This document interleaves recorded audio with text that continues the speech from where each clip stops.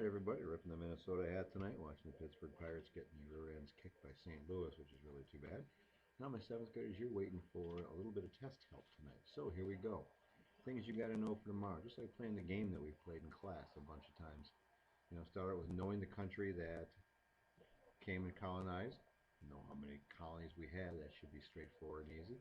Know what the king was doing to the colonies that upset them so much.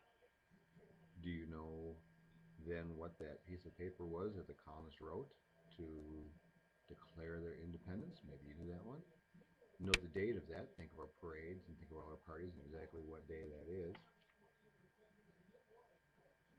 That Declaration of Independence, 27 of the 32 of those paragraphs, they were complaints. You better have that in your brains as well. Then our forefathers got together and wrote the Articles of Confederation up. You should know what the weaknesses were of our central government under the Articles of Confederation. Rather, you should know mainly that the number one weakness of the Articles of Confederation was that we had a weak central government. And that weak central government wasn't able to tax, wasn't able to create an army. Under the weak central government, the states had complete control of everything. If you got that squared away, you guys would be just fine.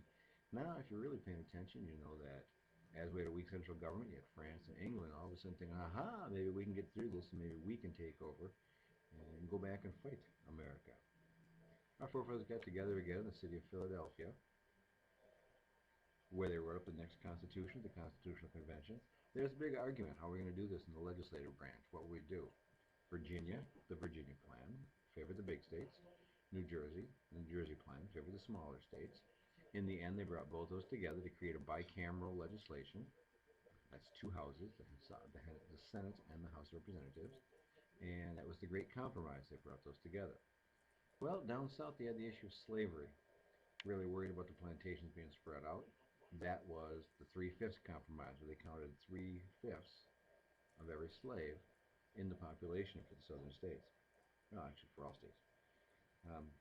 Know that it took, of the 13 colonies, now 13 states, 9 of them to ratify the Constitution before it could go into effect.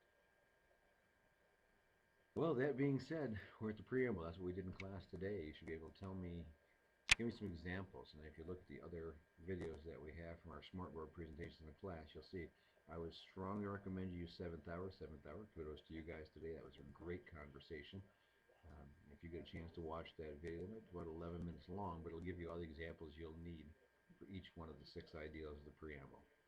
Other than that, there's a couple of extra credit questions. Not giving those away tonight. You've got enough already. You've got enough to get a perfect score on that quiz.